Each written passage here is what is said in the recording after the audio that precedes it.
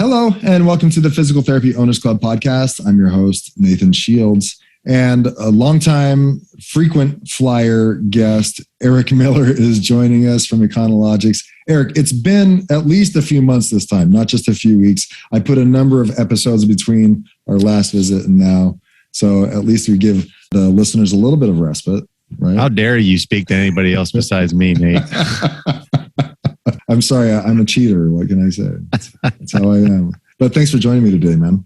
I'm excited. I think this is a pretty cool topic we're going to talk about, especially with all the craziness of, consolidation and selling occurring in the physical therapy industry. I was at a conference in Florida a couple of weeks ago, and Eric was presenting on a number of factors to physical therapy owners in the group that we were with. And this slide came up, and immediately while he was presenting, I was texting him like, we need to do a podcast episode about this. Scheduled here. Yeah. Right. So it made it easy. The topic is relevant because even before that conference in Florida, I was in another conference, and Mike Horsfield, the private practice sections president for the APTA, was talking and had a couple of guests talk about acquisitions, things that are happening nowadays, what to consider when you're selling, because the market is still super hot for selling your PT practice. I don't know if it's the same in other industries. Is it the same in other industries? Hotter, but it's really, yeah, I just think it's any kind of healthcare business where there's barriers to entry, because obviously you have to be licensed to do physical therapy or veterinary or optometry or whatever it is. Mm-hmm. And there's a pretty good demand for it. You know, I think we talked about that yesterday, that there's always going to be, there's a demand for healthcare. Right. And that's not going away with an aging population. Right. And these businesses do cash flow if they're run correctly. I mean, there is profit margins there that if they're run correctly. So they check mark all the boxes that private equity groups would look for. Right. And thus, a number of the deals that you're seeing nowadays, the multiples are getting higher. And so that's why I wanted to bring on Eric today. We'll explain what a multiple means for those of you who don't, and EBITDA, however you want to pronounce it, and what that is, just quick, easy. And then talk about, he's going to share with us today the 10 things that can bring us a higher multiple if we're looking to sell our practices. And this is something, for those of you who are listening, number one, these are all good things to strive for, even if you're not selling.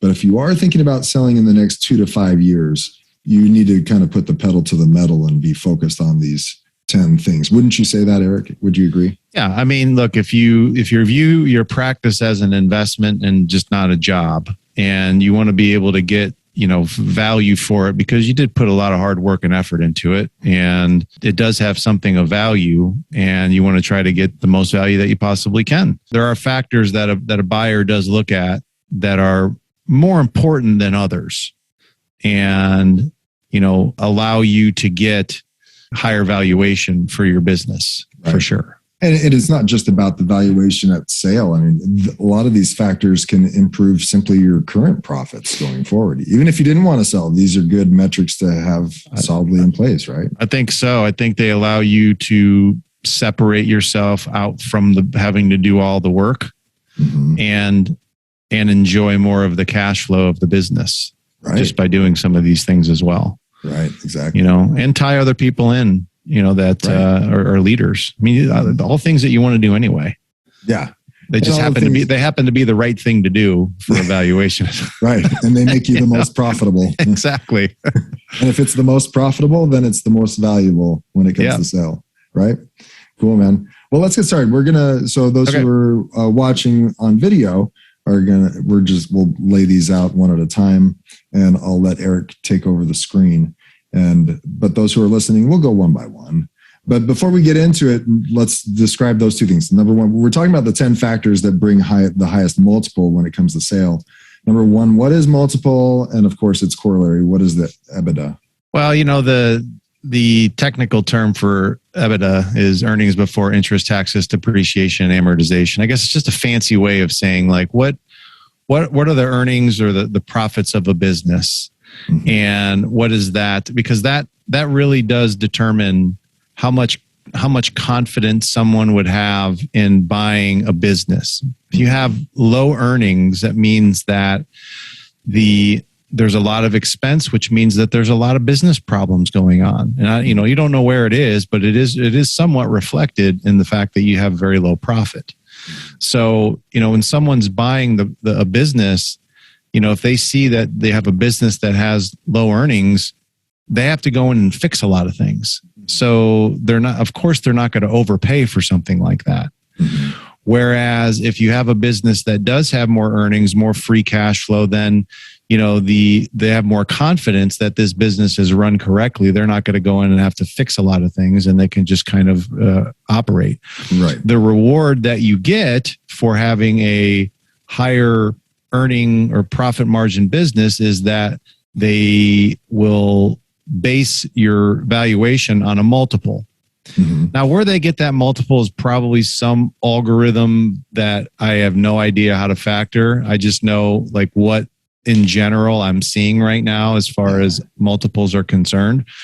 I'm sure there's some scientific method behind it, but right now it's just they take your earnings and then they times it by a number, like maybe a 5 multiple or a 6 multiple.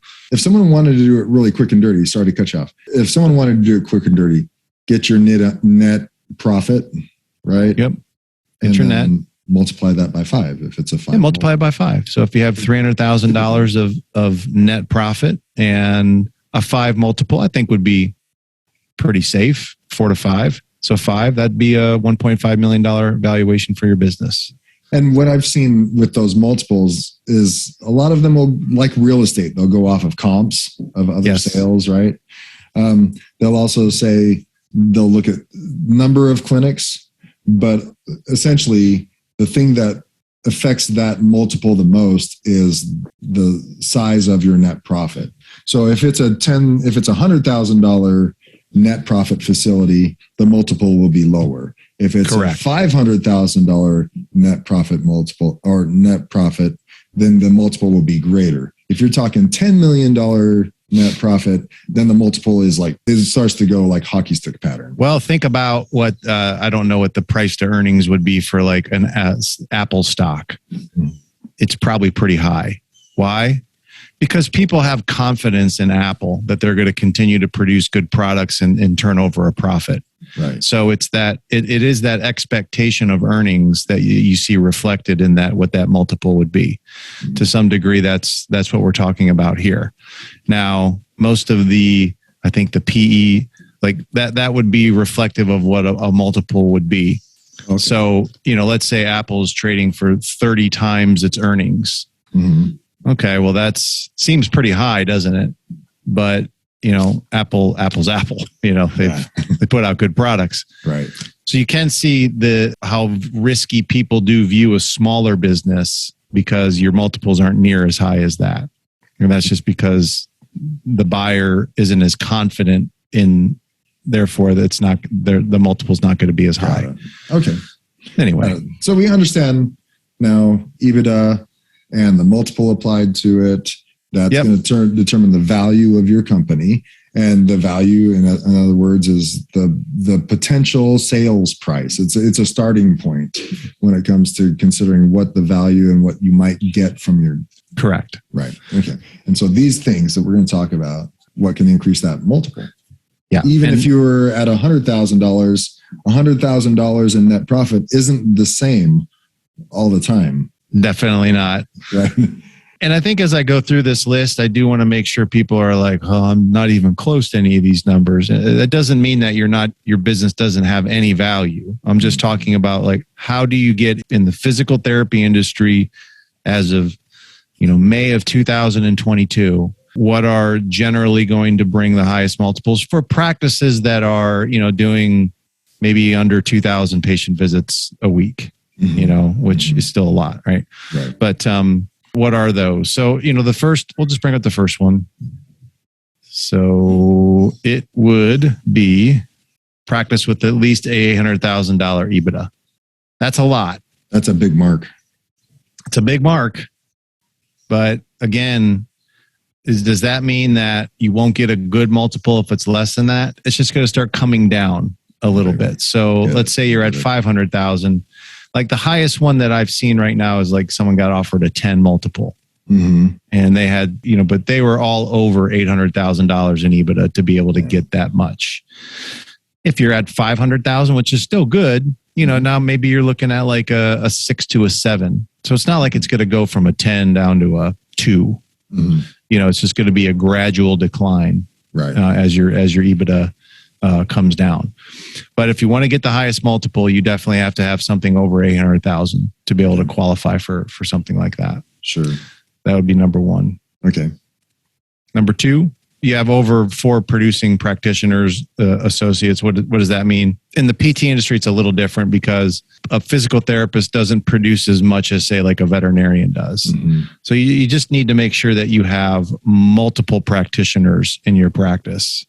And, obviously you can't just have a few. You have to have multiple practitioners in your business as you go. So, having, a lot of practitioners or service providers that are in your business is going to be really, really important to get the highest multiple. They don't want to see a concentration of production in any one person, so to speak. No, yeah, definitely. And of course, for a physical therapist, and I know you're producing this for multiple industries, not just PT. So maybe in veterinary, for veterinarians in one site might be able to generate that kind of EBITDA at 800,000.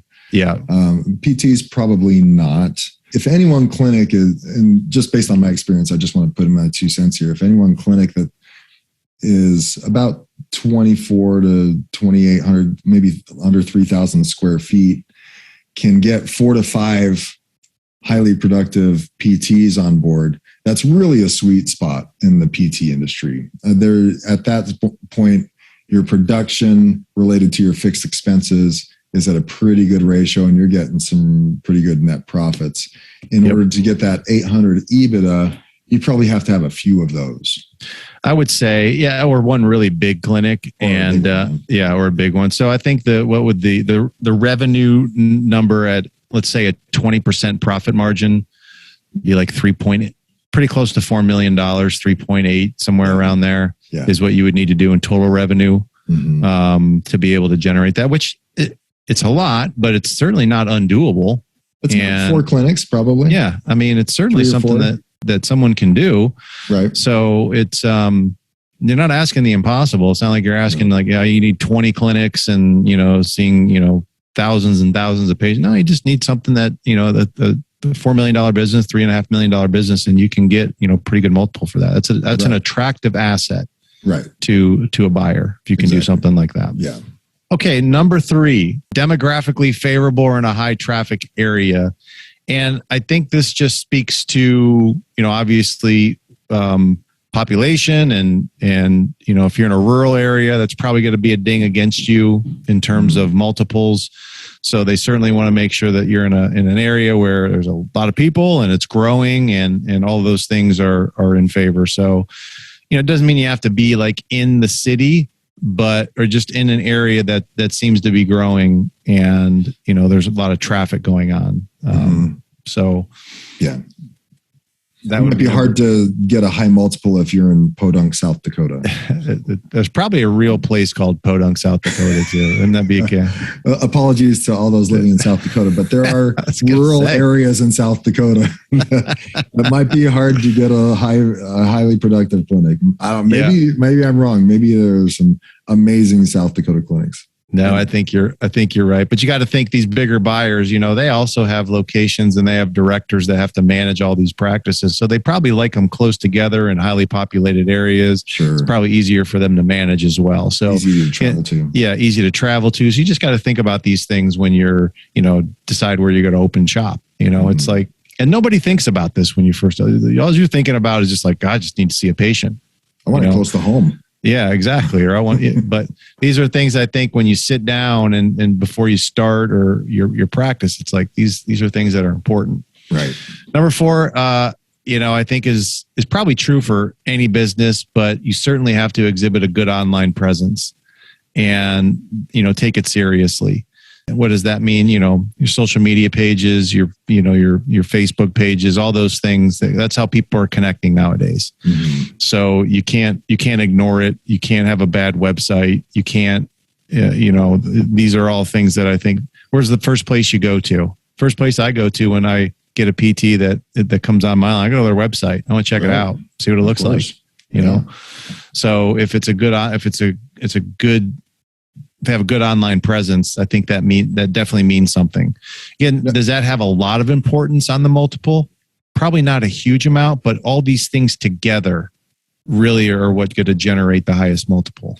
There was I remember when we went through our sale during the due diligence phase, they wanted to know what our social media plan was.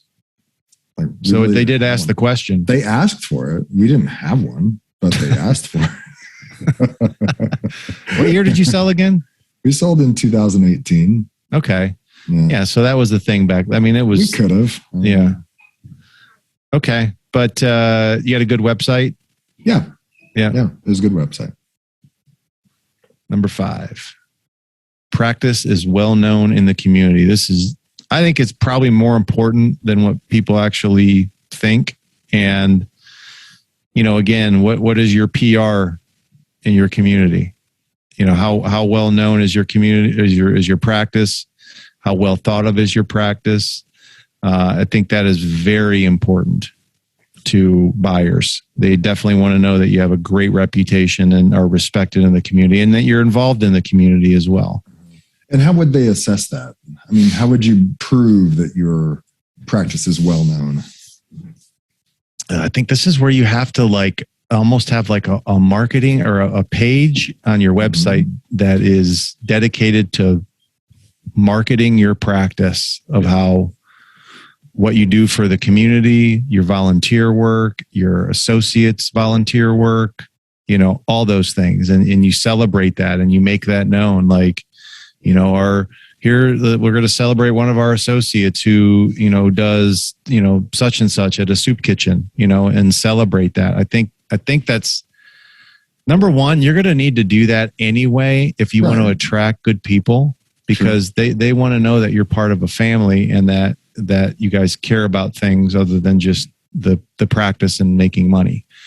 And to attract good people, you have to make sure that you're well known. Yeah. We don't do enough of this in our office. And I'm really starting to try to figure out how do we do that? How do we put a spotlight on the good works that we do in the community? I think it's really important for a buyer to be like, oh, wow, this place is really well thought of. There's some value there. I don't know how much of the multiple is going to be part of that, but it certainly doesn't hurt. Well, again, from my experience, they asked for a marketing plan. And so the fact that we had one was helpful, and someone who actually ran it. It probably shows up in your Google reviews. Yeah. So you should have a Google review program that someone should be running that, and should be getting stars on and recent stars, not just a one-time push to get 100 Google reviews 2 years ago. This has to be an ongoing, someone giving you 5 stars within the last week or month or something like that, right? Yep. Probably goes back to what your referral rate is from doctors, or even more so your return patient rate that comes from doctors. They want to see that. They ask for those numbers, like what percentage of your new patients are physician referrals and what percentage is coming for a second time, right? Your return patient mix. Yeah. I think it helps. Again, like you said, the connection to the multiple directly might not be obvious, but connections to local charities. If you focused on a charity over the past year or years, would be nice to highlight and post on your website, right? And have drives and things like that. And I think these factors from 2 until 10 overall contribute to having a higher EBITDA. Because if you're doing all these things, it's going to be hard not to have a business that's doing pretty well. Right. So as we go through these, I think these are all, it's almost like a formula. How do I get to the highest to $800,000 EBITDA? Well, have multiple practitioners, be in a good growing area, have a good online presence, be well known and then number 6, in to the point on the employees, certainly having a leadership team is super important. But more importantly, I think just having tenured staff.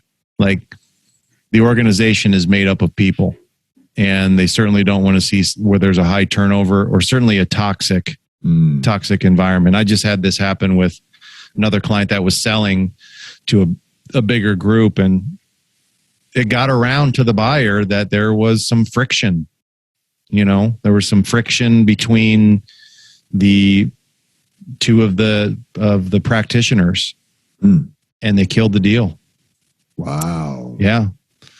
And that's happened twice now. That was for like a $6 million sale. The other one was for like a $10 million sale. And when that friction was known and it became apparent to the buyers, they said, no way, we're done. Wow. So it does matter. Your employee, how you treat your employees, the camaraderie of the group, and the tenure. I mean, and of course, having good tenured executives that people trust and look up to, I think is important. That's going to add value to the practice. Yeah, I don't know if this is going to be addressed in another point here down the line, but is this also an example of a owner who has developed a leadership team so that the day-to-day responsibilities aren't solely on him or her? Is that what you're also trying to say with number 6? For sure. I mean, you'll have different kinds of owners. I mean, you have some owners that like to do more of the executive work, like they're the owner executive type. And then you have some that are good owners, but don't like they just want to be practitioners. They kind of like doing that. Yeah. But they know, hey, I still need to have leadership people underneath me. Owner practitioner types. Right. And you can be either one. I've seen both work. But it sounds like it's an example of, number one, you have a leadership team in place. Yeah. And number two, they are trained and capable to not only perform the day-to-day responsibilities to keep the clinic or clinics running at a high level, but even if you were to step away for a prolonged period of time, they could see things continue to grow and maybe even expand through hiring or even other locations without you being physically present. And there's a huge value add to that, where a multiple will significantly increase in that scenario, because at that point they can just buy the business, you walk away, and there's no real reason for you to stick around for a prolonged period of time. Not really, but my God, but just having that, I mean, would almost deter people from like, why would I even sell at that point in time? Because now I've created what I want. And that's probably the best time to sell too, because that would most likely generate the highest value, because now it can run that way. I don't know if it ever can fully run without that owner there, because the owner there that drives the vision, but it's certainly, it certainly has a lot of value. Oh, here's a good one right here. Definitely no major legal or compliance issues. So, I've talked with some people recently that may not necessarily bring the multiple down, but it certainly delays the deal getting done until these things get fixed. Mm-hmm. And, if you're looking to quickly get a deal done when you have some compliance issues, that's probably going to lower the multiple, because there's risk there for the new buyer, for the buyer, that there's a lawsuit or there's a Medicare audit or something that's occurring. I think those things are most likely going to need to get settled before anybody's going to give you $1 for your business. So and this is an area that I think a lot of people, as they start expanding and growing, I don't want to say ignore, but you just have to put different systems in place so that, because now the damage can be a lot worse when you're only seeing 50 patients a week to when you're seeing 500 patients a week. Right. And so making sure you don't have a lot of legal or compliance issues is really, really important.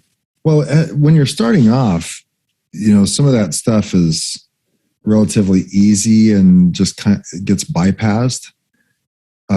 Such as when we sold again, just to reference my experiences, like they wanted the certificate of good standing with the state. I'd never had the certificate of good standing on file. I had to go find it somewhere. Where was it? It was in the Corporation Commission or something like that. But there's a literal certificate of LLC was in good standing. Right. And I had to find that, something like that, your LLC minutes. They wanted that certificate. I don't even remember if they asked for the LLC minutes, but they should be there. These are legal things that when you're starting off on your own, you really don't pay much attention to, don't think anything of it. You just create the LLC, get credentialed and go. But they want all your contracts. They want your insurance contracts, your vendor contracts, your agreements with every employee. And you should have agreements with every employee that are written with signatures and certificate of good standing, all the LLC paperwork, your articles of organization, all that stuff. They want it all. Want it all. So and if you can provide it quickly and easily, it just makes the deal go faster. And they like speed. They certainly like this. They want to close as fast as they possibly can, but they will definitely are going to do it right. There was one other thing I was going to say about that I forgot, but yeah, or your operating agreements are updated, because I've also seen where you've had partners and the operating agreements were written that somebody could kill a deal because you hadn't had them updated recently, and that's caused some problems as well. But it's just good business anyway to make sure that all your legal rudiments, basics are in place and you keep them updated, you pay your registration fees, you get your minutes updated every single year. It's not a huge cycle. Have a checklist, right? Like once a year where these are some owner functions that I have to do. I got to check on these things. It's like an owner checklist. OSHA, well, in physical therapy space specifically, your HIPAA compliance meetings, your OSHA compliance meetings, those things, again, they want to see your policy and procedure manual for HIPAA, for OSHA. They want to see that manual, and they want to see that you've had regular meetings. They don't want to be blindsided by any of that stuff. Nope, not at all. No one doctor is responsible for, I don't think you have than 25% of total production. I mean, this is very difficult in a physical therapy industry because of a PT is generally going to produce what, 250 to 300,000 in production. So, but you have some that are superstars, and certainly, that the more concentrated it is, the worse, because you don't want to have too much production dependent on just one or two people. Mm-hmm. So, I think that's really what they want to see, is that you have multiple people that are responsible for the production. And again, this is probably more relevant for some of the other industries that I'm in, so that they, if one or two doctors are doing all of the production. Yeah. And, if then one of them's the owner, then that's going to lower the multiple down. Definitely. For something like that. So, well, you're talking here about the providers. Can you extrapolate that and then say, in terms of your referral sources? That's a good one. They don't want to see any one doctor or group be the major referral source for that clinic. Like if that doctor all of a sudden went sideways or left, or the clinic shut down, then your clinic automatically goes down another 25% as well. They probably don't want to see things like that. I think you're spot on. I think so no, maybe it's changed. Your referral sources are not so concentrated to like 25. I don't even know what the numbers would be. Like, how would you look at that? Like, do you want no more than 20% of your patients coming from one referral source, or 10%? Sure. If it was 10 to 20%, I think you're okay. But above 20, I'd say maybe you're not well diversified in your referral sources. And it could be said with payer mixes as well. I mean, inevitably, there are some places in the country where you're going to have a high concentration of Medicare patients, Florida, Arizona, that kind of stuff, or Medicaid patients. But that's usually not a negative so much as you just got to have the previous step, you have to have your compliance stuff in order. That's right. You're going to have a high concentration of Medicare and Medicaid, because that program's still going to be around for a long time. For sure. It increases your risk of audits, and no one wants that. Yeah. Business has a consistent growth rate. Look, I mean, nobody wants to buy something that's just kind of trending sideways. So, or you're not going to get a higher multiple because of that. And so you have to constantly be on the growth mode of new patients, higher revenues, and just try to have a growth rate of, I don't know. I have over a 3-year period of like a 25% growth rate over a 3-year period. I think that represents that you're really, you're marketing, you're trying to expand the practice, and those are things that a buyer's going to want to see to give you the highest multiple, because you get a factor. They're going to be exporting a lot more money than even what the practice is doing as far as the sale is concerned. So they need to get that money back, as quickly as they possibly can. Right. So they have to know that there is a certain growth rate that they're going to need to see. And, for them to trust to give that much money, obviously you got to have to do a lot of patient visits. Oh yeah. Yeah. And that's something that, it helped me a lot once I asked my CPA to put a budget for the next year into place, and to automatically put a 10% growth rate over the course of the year on my top line revenue and profit margin, so that I could say, oh, well, of course I want to shoot for 10%. What more can we do? If it's not there, if that's not there, then you're kind of just going along and being reactive to the financials. Whereas if you have some of those goals set predetermined, and a budget can help you in that regard, and you're like, oh, okay, I need to do a little bit more. What if we do these things? And just trigger some different questions in your mind. Absolutely. And I think the last one is just that there's room for expansion. So, if you have a facility or you have the ability to expand in the area, create multiple clinics, or if you have one big facility, there's still room for you to see, what is your capacity, so to speak, and is there room for growth in that area? That certainly is going to be something that they're going to want to see and know that is there, that capability is there for more expansion. Yeah, I experienced that. I have some commercial property, and I'm willing to pay asking price or maybe a little bit more on a property if 75 to 80% of the units are sold and the financials are still working out. Well, now if I just fill the other 20 to 25% of those units, then I can get an even greater cash return. But yeah, now I'm interested in purchasing that property. Absolutely. Yeah.